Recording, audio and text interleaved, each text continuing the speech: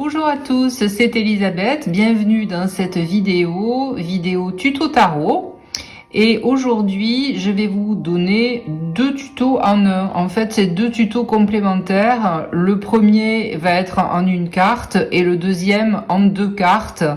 En fait, ce sont des tutos qui vont vous permettre de répondre à une question qui va être: quelle est ma plus grande force dans cette situation? Bon, imaginez que vous devez faire face à une situation où vous anticipez une situation à venir et vous savez que cette situation va vous apporter une opportunité. Donc, le premier tuto que je vous propose, donc c'est en une carte. Et vous allez donc demander, là, face à cette situation, dans cette situation où je sais que là, je vais avoir une opportunité, je sais pas, de montrer la qualité de mon travail, l'opportunité d'avoir une promotion, l'opportunité, par exemple, dans un tirage sentimental, de rencontrer quelqu'un, nous avons rendez-vous, on doit se voir pour la première fois. Quelle est donc ma plus grande force? Donc une seule carte pour cette première partie. Et alors pour les cartes, là j'ai pris un tarot de Marseille, vous l'aurez reconnu bien sûr. Vous allez utiliser les arcades majeures uniquement, et les cartes de cours, une fois n'est pas coutume, j'ai pris des arcades mineures. Parce que les cartes de cours, si vous voulez, elles représentent des types de personnalités. Et donc, vous allez avoir une force qui peut sortir et qui peut être représentée en effet très facilement par une figure de cour. Donc, on va combiner donc les arcades majeures, les deux tas, j'allais dire. Donc, je vais les mélanger. Et puis, on va voir quelle est ma plus grande force. Donc, voilà, je prends cet exemple-là. Allez, je vais rencontrer quelqu'un avec qui j'ai discuté, mettons, sur un site de rencontre. Allez, soyons modernes. Et donc, je le rencontre ce soir pour la première fois. Donc, quelle va être ma plus grande force? Ok. Donc, je vais mélanger les cartes.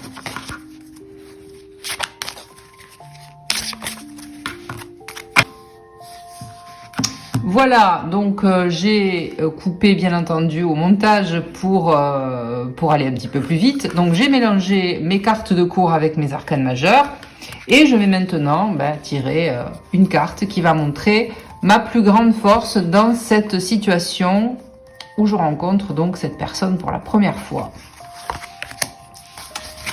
Et qu'est-ce que me dit le tarot? Alors c'est un arcane majeur et je tombe sur la carte de la papesse. Alors par exemple ici, dans cette carte de la papesse, je sais que la papesse est une femme qui a un don d'observation très fort. C'est quelqu'un qui ne va pas prendre la parole tout le temps pour s'imposer dans une situation. Elle va observer attentivement ce qui se passe en restant assez discrète. La papesse est une femme très discrète. Elle est un petit peu dans son monde.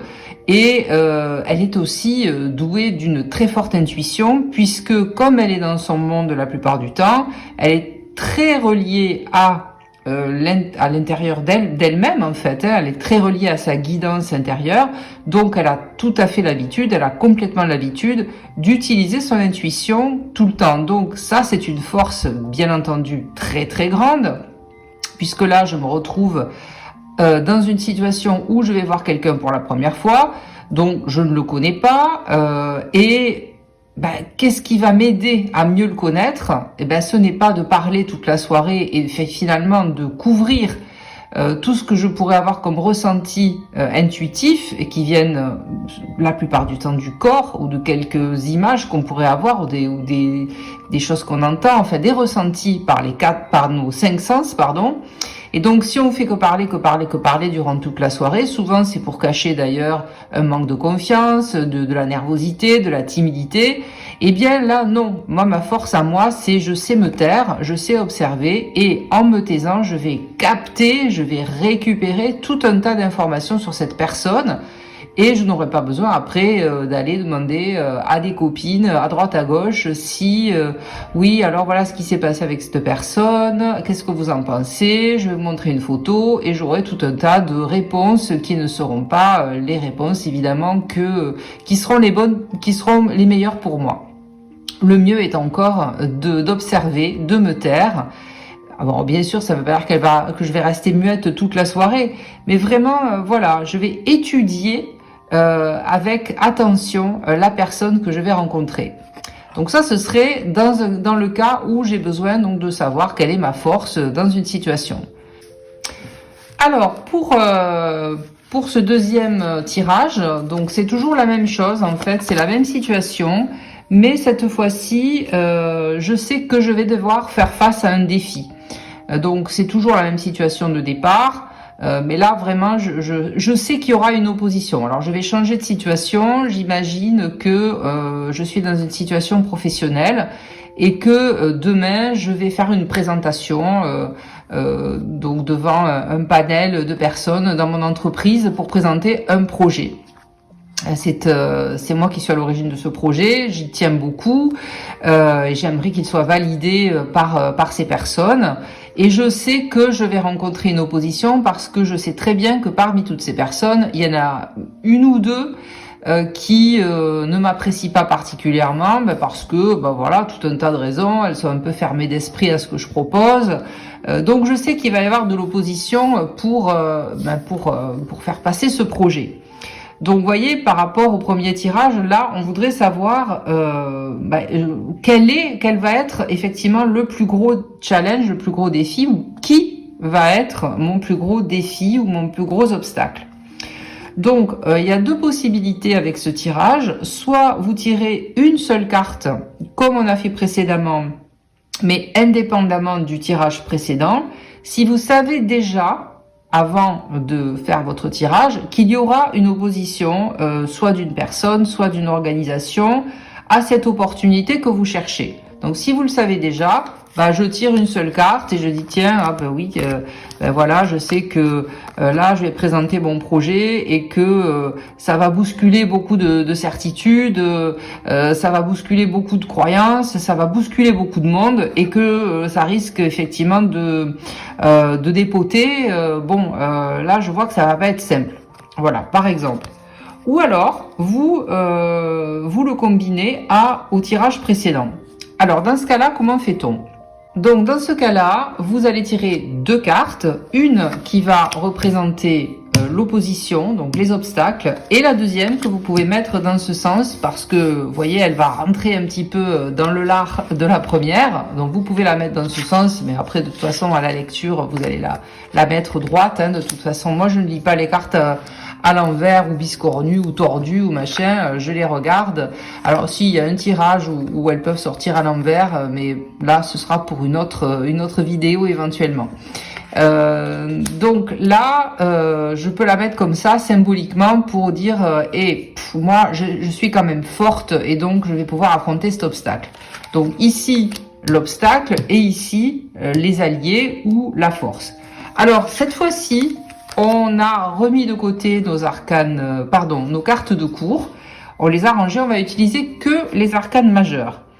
Et puis, une fois que vous allez tirer une première carte, ne la remettez pas dans le paquet pour tirer la deuxième. Vous la laissez sur la table, ça va représenter donc votre obstacle, et la deuxième, votre force. Donc, vous ne remettez pas la première carte dans le paquet. Pourquoi cette fois-ci, je n'utilise pas les cartes de cours ? Eh bien, tout simplement pour mieux équilibrer le tirage obstacle-allié. C'est pas pour rien que ces cartes-là, ces 22, on les appelle les arcanes majeures, et puis les autres, les numéraires et les cartes de cours, ce sont des arcanes mineures. Donc imaginez que là, vous tombiez sur un obstacle qui soit un arcane majeur, et que ici, en allié ou en force, vous tombiez sur une carte de cours. On peut se dire, alors même si ça reste une carte de cours puissante, on peut se dire il est tombé un obstacle en carte obstacle, défi, ça veut dire que le défi que je vais avoir auquel je vais devoir me confronter, il est plus puissant, puisque c'est une carte majeure, que ma force, puisque j'aurais tiré une carte de cour. On pourrait se dire ça éventuellement. Donc pour mieux équilibrer les choses, on met des arcanes majeures des deux côtés. Ok? Donc on va faire pareil. Alors on remélange une petite fois. Et puis bon voilà, demain je fais ma présentation. Il y a une opportunité énorme pour moi que donc mon projet soit accepté, financé, etc. Mais je sais que certaines personnes auxquelles je vais présenter le projet vont sûrement s'y opposer. Alors, on va regarder ça. Donc, je tire une première carte qui va être donc mon obstacle. Et ici, ma force. Bim. Et je retourne. Et je vois que... Alors, je les remets comme ça pour la caméra. Donc ici, nous avons l'obstacle et c'est le chariot. Le chariot est là. Ah oui, notre chariot. Alors le chariot, il est sympa, il est bien habillé, il est beau, il est jeune, il est fringant, il aime le succès, il aime la notoriété et il aime se montrer, il aime réussir. Et tout ça, en effet, ah ben je vois très bien qui c'est. Je vois très bien qui c'est ce gars-là, ouais, c'est quelqu'un qui a été embauché dans l'entreprise il n'y a pas très longtemps et qui jalouse tout le monde, en fait, qui est très, très ambitieux. Je vois très bien comment il va mettre des bâtons dans les roues. Alors, comme il aime bien se montrer, on le voit ici avec le chariot, on dirait qu'il est dans un écran d'ordinateur ou de télé. Il va essayer de me couper la parole, il va faire en sorte que ma présentation parte dans tous les sens, puisque les chevaux ici, ils tirent à U et à Dia. Donc j'ai bien intérêt à faire attention à cette personne-là. Alors c'est quoi ma force dans ce cas-là? Eh bien ma force c'est le mat. Et le mat, lui, vous voyez que contrairement au chariot où là donc les chevaux qui partent un à gauche, un à droite, eh bien le mat, lui, il regarde là-haut dans une seule direction et il ne quitte pas des yeux cette direction. C'est son étoile, c'est la confiance qu'il a en lui. Alors peut-être effectivement qu'à côté du chariot, je suis pas aussi bien habillée, j'en jette pas autant. Mais qu'est-ce que j'ai moi? J'ai mon cœur, j'ai ma confiance, j'ai mon bagage parce que je l'ai préparé, ma présentation. Et puis malgré tout, j'ai un allié ici, j'ai des gens qui me poussent et qui m'ont toujours poussé. Et puis je le sais parce que dans cette entreprise, si je suis là aujourd'hui, c'est parce que j'ai telle personne qui m'ont toujours encouragé. Et puis donc j'ai des appuis avec mon bâton, je sais que mon projet il est bon, je l'ai bien préparé et j'ai confiance et surtout je ne regarde même pas ce gars. Voilà, il faut même pas que j'y fasse attention, ce qui doit me guider c'est le résultat, c'est mon objectif et j'y vais. Donc vous voyez comme ce tirage est super intéressant. Et je vous invite bien évidemment à me faire vos commentaires en retour de cette vidéo. Donc si vous avez des questions sur les deux tirages, vous me les mettez en dessous bien entendu. Et puis dites-moi comment ça a résonné pour vous, si vous l'avez essayé, qu'est-ce que ça a donné. Et puis moi je vous donne rendez-vous sur un prochain tuto tarot. Bye bye.